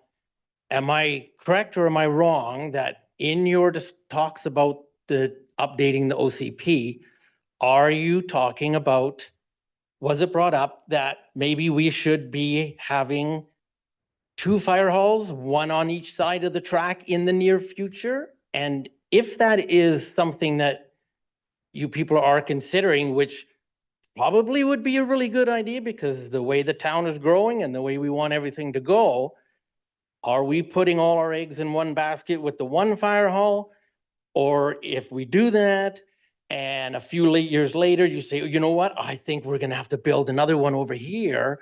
So now you've spent a huge sum of money on 1 fire hall, and now we need to try to tell the city that we should have another fire hall, maybe not quite as big, but maybe we should, if you are at all thinking of that, maybe we shouldn't be building 1, maybe we should work on the 2 of them and kill 2 birds with 1 stone. I'm not sure if that's correct. I don't know if I read it all properly, but that is a question that I would put to you guys, if that's true, are we putting everything in one basket and then a few years later, we're gonna go, oh my God, we need to do this because the other side of the tracks needs it. And same as an ambulance too. I mean, I can see in the very near future, we're gonna need an ambulance place on the other side of the tracks too, because I get it. Yeah, no, Anyways, that's just, I'll just leave it. No, I very alone. much appreciate the question. Yeah. The fire hall, now, because I can't remember, I'm not going to speculate, but the current design and location for the fire hall, given Fernie's expected growth and growth pattern, will meet our needs for a number of years. And like I said, I can't recall, Mr. Schleicher, because I don't want to Yeah. mislead you. Well, it's. But one of yep. the conversations, the nice thing about the OCP conversation, it is that wide ranging. Yeah. That if it's both, it's trying to set a vision for the future. Yeah. And so part of it is very speculative. Like, this is what we want, this is what we'd like to see, this is what we don't want to see. You know, I hesitate to slight a sister community, but what we heard a lot at the last OCP development, and this has been repeated to me a number of times at this OCP development, is we don't want to be Canmore. We want measured and careful growth. Oh, yeah. And we want, Definitely. right? Yeah. I agree with that 110%. So We're already getting too far that way. Yeah. So That's my personal opinion. Our fire hall. When you go in the bush and you go walking around, you're hiking around and you go run into 30, 40, 50 different people all over the place, it just gets just a little much. I kind of fear for the animals. It's changed, Yeah. certainly. Yeah. Yes, yeah. But yeah, the fire hall is designed to meet our needs for a number of, you know, I'll say decades, given the projected growth pattern of the community. There will be a period in the future, I expect, where a second hall will be required, but there's all sorts of considerations in that, including how will Fernie grow? Will Fernie grow in its existing footprint? Will Fernie grow through boundary expansion and take in other parts of the region? It's too early to speculate as to what the outputs of the OCP will be. But things like that come up all the time in discussion. So it's, as I say, Well, I it's very either read speculative. that or I'm sure I read it somewhere in Almost certainly. some yeah. of the minutes of your meetings and stuff. So Yeah. I was just Yeah, no, I curious of appreciate that it. because Yeah. I'm kind of going, I know this is a very contentious issue and I know it's, you know, well needed. Yeah. Don't get me wrong, but you know, if that's something that could come in the future, maybe we're putting out everything in one basket and then years later, we're gonna go, Yes. shouldn't have done that. Now I'm gonna go back to the residents and say, you know what? We're gonna build another one or, you know, Yeah. so. Yeah. No, appreciate it. So. Councillor anyways. Shoesmith and then. Thanks, Mayor Milligan. For what it's worth, Tom, I definitely agree with you. We did have that discussion early on in the term. But well, see which way the discussion wound up going and here we are. But it was brought up at the table. Okay, I just had to ask that because it's been wearing on me for a long time. Just, you know, I get these questions and I start wondering about them and. No, So, and that's and great. I'm not Like, afraid thanks to for ask bringing it to questions, us. don't Yeah. get me wrong. Yeah. Yeah. That's why I'm here. Well, Yeah. and myself and Councillor Artie Kelly are on the task force. So, yeah, we'll be alive to that conversation for sure. Sorry, you had a comment? I just wanted to say, your worship, and to Tom, and please correct me if I'm wrong about this, but secondary fire halls aren't held to the same building standard that your primary fire hall is held to. So theoretically, a secondary fire hall wouldn't have to do some of the expensive things that are post-disaster that our primary hall has to do. That's a very good point. So in the future consideration, and it did come up as a topic amongst us, Yeah. it did. And also OCP upcoming sort of schedule and engagement and things like that is coming out to a meeting near us soon, CAO? Because I really would love to see folks like yourself and everyone else here really contributing to OCP discussions, because that's who it should come from. Yeah. It should come from citizens. Yeah, because one of the things we're creating, sorry, Counselor, is the vision for the future. Yeah. And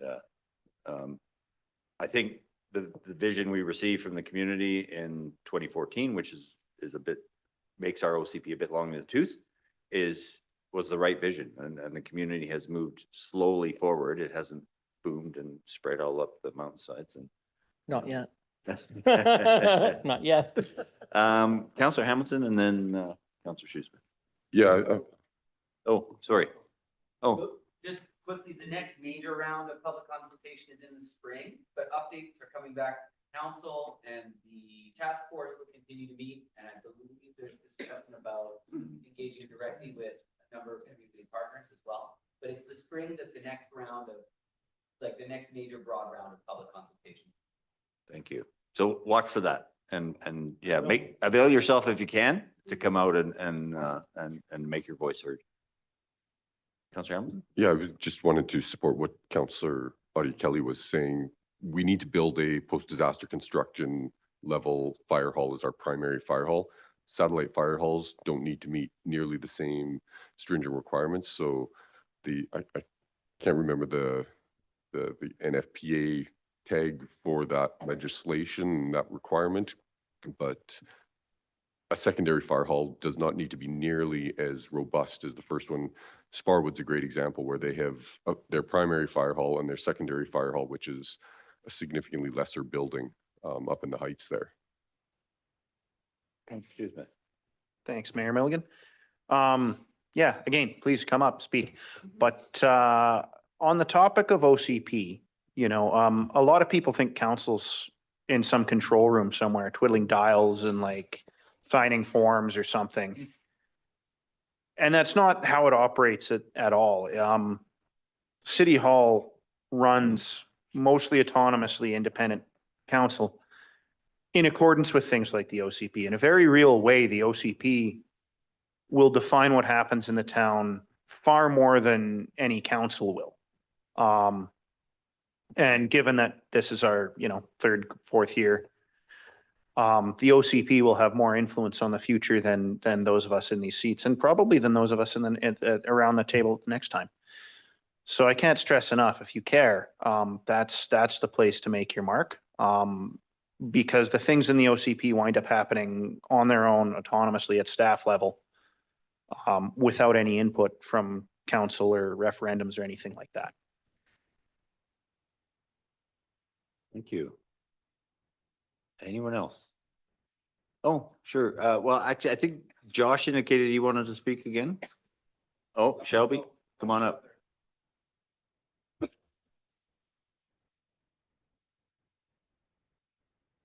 I forgot to bring up something that my board would be really upset with me if I didn't bring it up again. So we have concerns about the parking lot at Max Turk. It becomes a very, very busy place, especially with the user groups that now using the gym facility. So at our fall tenants meeting, then Mary-Eve, the principal of the French school, then she suggested installing speed bumps in the main area. Another suggestion was to possibly make it a one-way so that it goes with the direction that the school bus goes, and then possibly paving over that middle kind of hole that is just grass.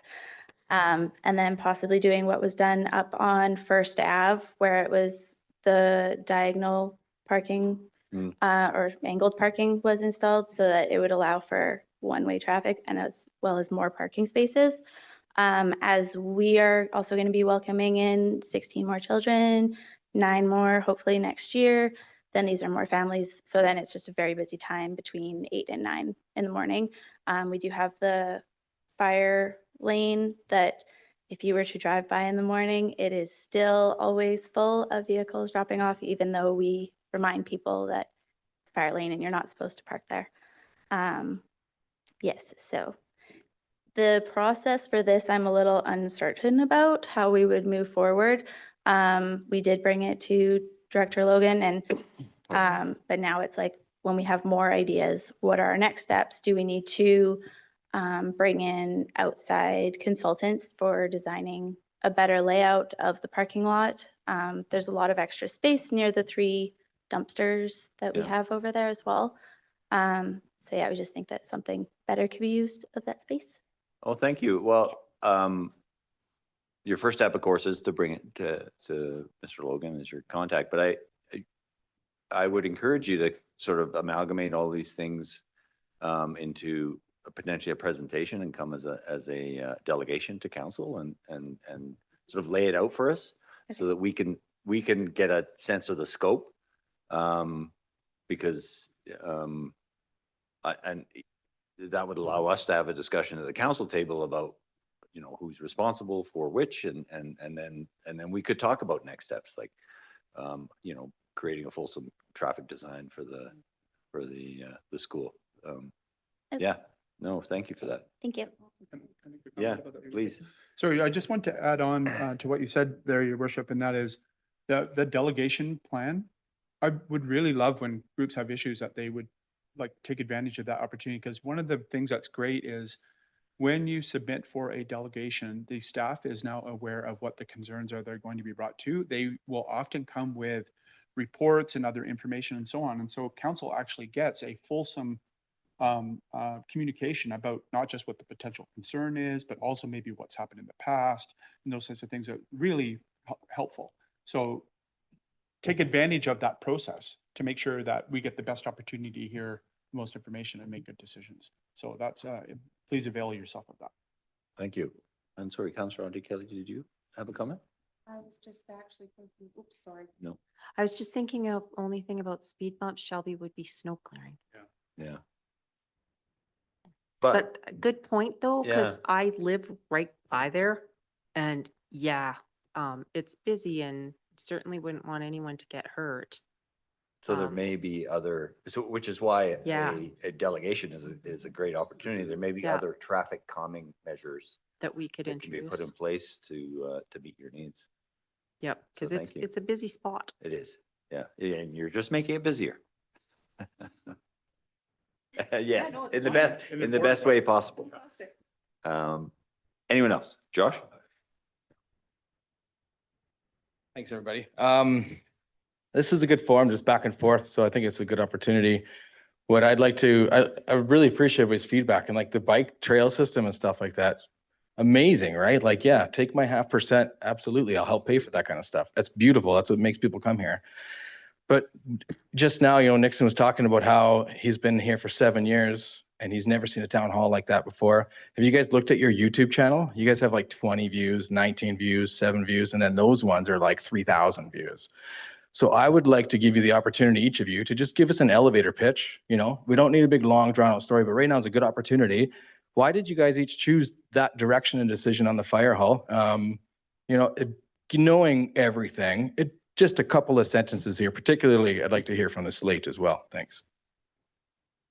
Sorry, what? Yeah, I need some clarity as to, first, what you mean by slate. Oh, well, there's just an obvious direction of 4 people on the council here. And I think a lot of people at the kitchen tables refer to that as a slate. Well, that doesn't meet the definition of what a slate is. A slate is. Okay, so then I'll refine my question then is, I'm more interested to hear Nixon, McIsaac, Hamilton, and your opinion on it. And I think a lot of other people, but I think we give everybody the same opportunity here.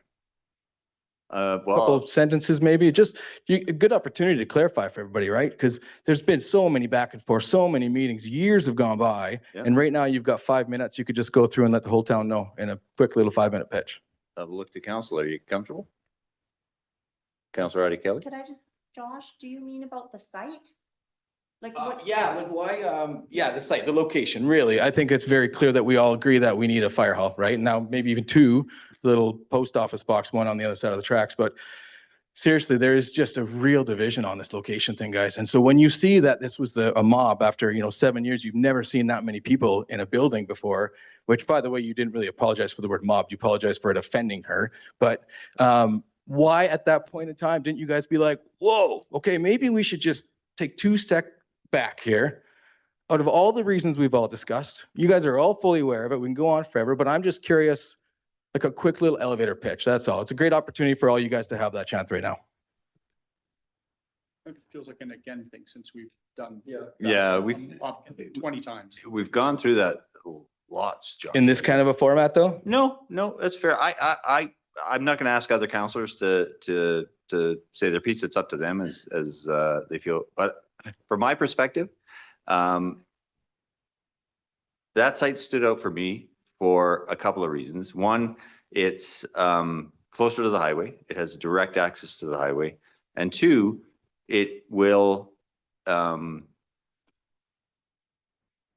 like the city, it doesn't pay tax now.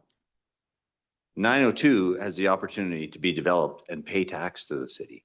One of the things we struggle with is we have a very limited tax base in this community. It's very difficult to grow, but if there's an opportunity to develop 902 as retail, commercial, and residential, and with parking in the back, and potentially 802, which is the bus barn shop, as a continuation of 2nd Avenue, we will realize a economic opportunity that just doesn't exist now. You don't tax the fire hall, you don't tax the ball diamond. We have an opportunity here to create a broader tax base, and at the same time use the best, in my mind, of the available spaces, the best location for a fire hall. Thank you for that explanation. I'm happy to chime in a little bit. Sure. I'm gonna sit down. And Josh and I have already had this conversation, so he won't be surprised at what I'm about to say, which is a carry on of what the mayor just said. For me, that's what it really came down to. I've said this many times, I'll continue to say it. Putting it where the baseball diamond is in Prentice Park is the least worst decision. It's not the best decision, it's the least worst one. I think that the cost to the community for putting it at 902 is higher than the cost of putting it at the baseball diamond. For the reasons that the mayor just said, we are a growing community. It is the last piece of city-owned property in the downtown area that will allow for expansion and the growth of our community in the commercial area. That's it. It's the last one. The baseball diamond, we have 4 baseball diamonds, and we have other areas that we could potentially build baseball diamonds. We have nowhere else that we can add a block of commercial zone to the downtown. We don't. So all things being equal, and they're pretty close. And the Arcadis report showed that they were very close as far as meeting the technical requirements for putting a fire hall.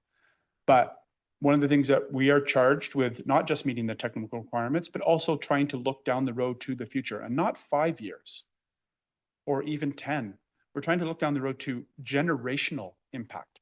And the generational impact here of sterilizing the last piece of commercial real estate in the downtown area by putting a fire hall on it, no more economic expansion there and so on, is the cost is too high. Again, I begrudge giving up a baseball diamond. I really do. But there is opportunity to recreate that. And there isn't an opportunity to recreate the commercial area downtown. And at the end of the day, that was the straw for me that basically made the final decision. Otherwise, it's pretty close. So.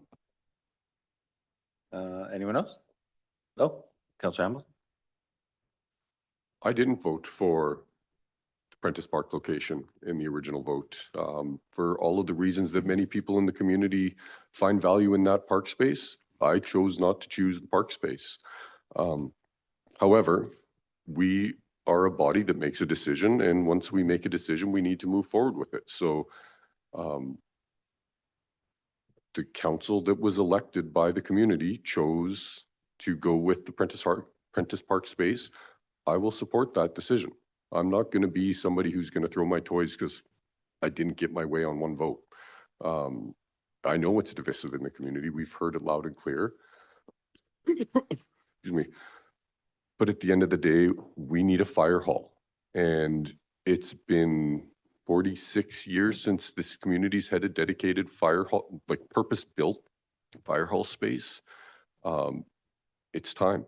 It's time that we get it built. We also, thanks to very fortuitous timing, have the opportunity for a $7 million grant that could potentially basically wind the clock back to early 2000s pricing for the community to build this fire hall. So we would be foolish not to try and pursue that to the best of our abilities.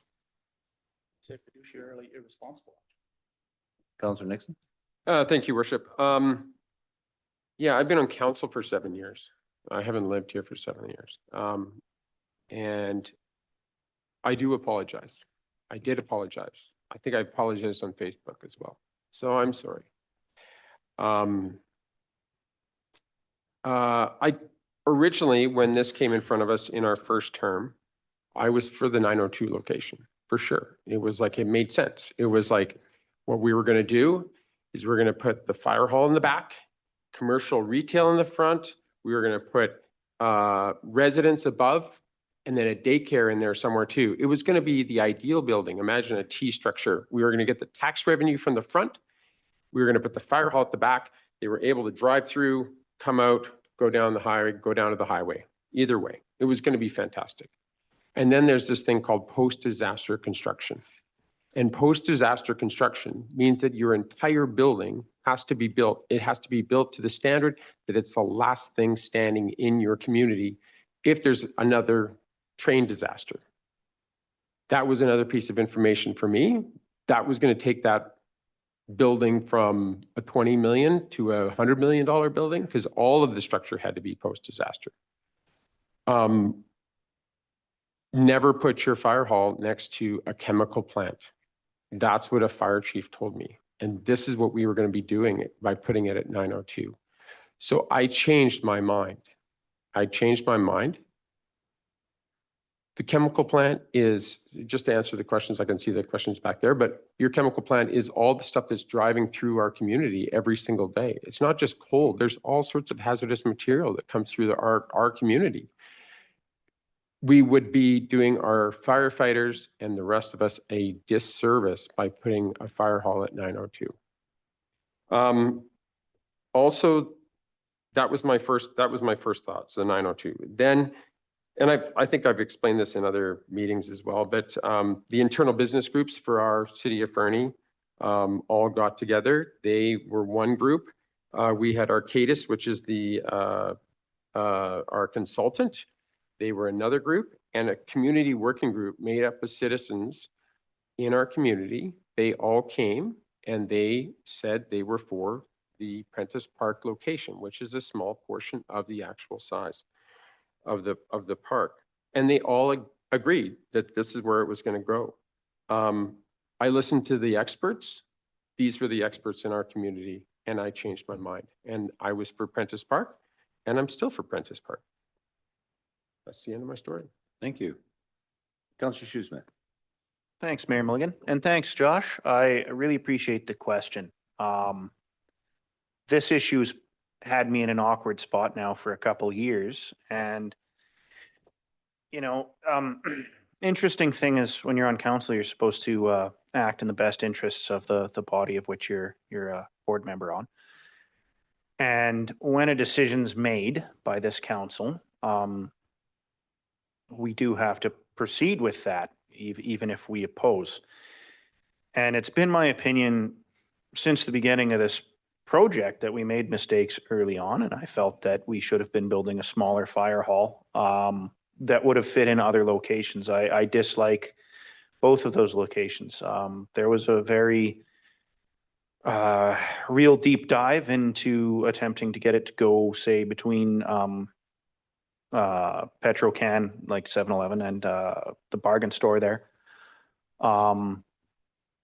And that failed. And when it came to our location vote, I'd actually planned to vote no on both if I could, and then motioned that it be sent back a few steps. And that was all years ago.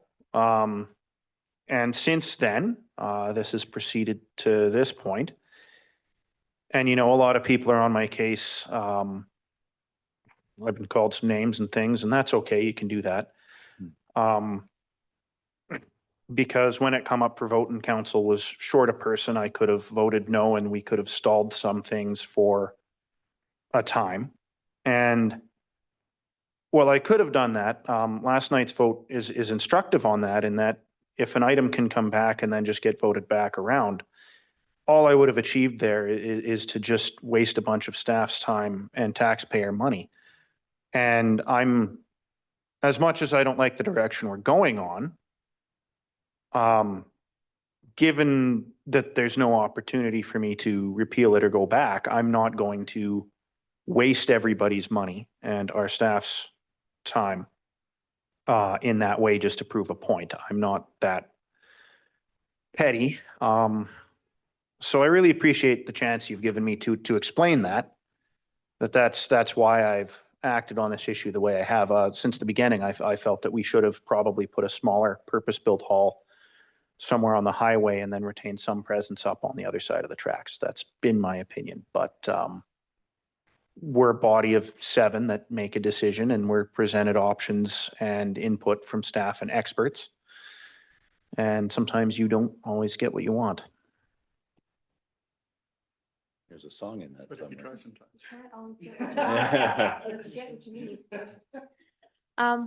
Thanks, Josh. And I'm going to sound a little bit like a carbon copy of Councillor Shoesmith, because to be honest with you, I think everyone here knows that I did not vote for Prentice Park. I'm going to say in full disclosure, again, with my long family history, my father is probably the last living person that contributed time, equipment, and money to building that park, and was a dear friend of Ann and Bill Prentice, who were our neighbors when I was a little girl. So I'm going to out that for folks that don't know that. I know the emotional attachment that Prentice Park holds for people because it holds it for me. I appreciated all the technical work that went into the reports. I really do. The folks were experts. Our staff are the experts. I am not an expert about building a fire hall, and I'll admit that wholly. But I also was going to vote no to 902 as well, because I cannot deprive the community of the opportunities that 902 holds for us in the future of expanding our tax base, because frankly, I'm ever mindful of the cost of living here. So if we expand our tax base and we're smart about growth and we're smart about gentle density and all those things, that will make life more affordable and enjoyable, hopefully, for everybody here. So for me, I wasn't really a proponent for either site, to be honest with you. I would have preferred, like Councillor Shoesmith, to build a smaller hall, and the highway, I think, would have been great. I do recognize, and I think we all need to as well, that 902 does have the train problem. It was, so many experts have told me that I have to listen to that because I'm not one. So I just want to be really honest and say that. It would have been maybe the less contentious choice to pick 902, but then I've got to tell you that I have heard from so many people in the community that said, why would you give away the last commercial viable piece of property, as Mayor Milligan and others have said? So if I'm going to be totally honest with you, I was not a fan of either site. Which brings us back ultimately, of course, to the least worst decision. We are at time. It is 9 o'clock. I'm sorry, Harsh. I didn't see your hand. I apologize. Thanks, Your Worship. I'll keep it very brief. Thanks, Mr. Garlick. That was a great question, and I don't know why we went defensive. It was a clear question from you. We should have just responded to you quickly here. Again, my stance is well known. It is all in the public records. And whatever Councillor Shoesmith said, it's almost exactly how I have been thinking about this issue too. If you haven't noticed, him and I are aligned on a lot of things, and he just speaks better and looks better than me. That's all. Thank you. Thank you. And thank you. And I do apologize. I'm not used to this, right? I don't even look up there, and there's the snowflake. And there's a snowflake in the I want to thank everybody for coming out this evening and for asking your questions and for your impassioned messages to council. As I said at the outset, we hear it all and we listen, and we won't always agree, but you're the people we serve, and you're the reason we're here. We're up here, and you're the reason we host these events. There was a strong ask during the last election that we be more open and engaged with the community, and we've made every effort to do that. So thank you once again for coming out.